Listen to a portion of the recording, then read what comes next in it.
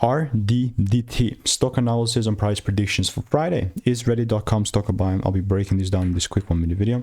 Now, here's the thing. Friday is the last day of the week, and let's end off strong. You know, I'm still going to stick to my strategy that I've refined over 45,000 videos. And yeah, it just delivered without me.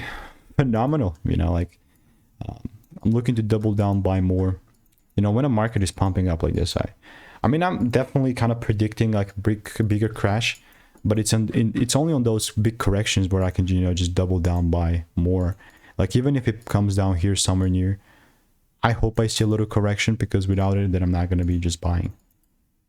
I don't think it's getting simpler than that. You know what I mean? I also got about 7 receipts here in the Discord as well. So let me know what is your opinion on Reddit. If you want to get the free source emails and all the good stuff, click the first link in the description. I'll continue to keep you updated. So goodbye and enjoy.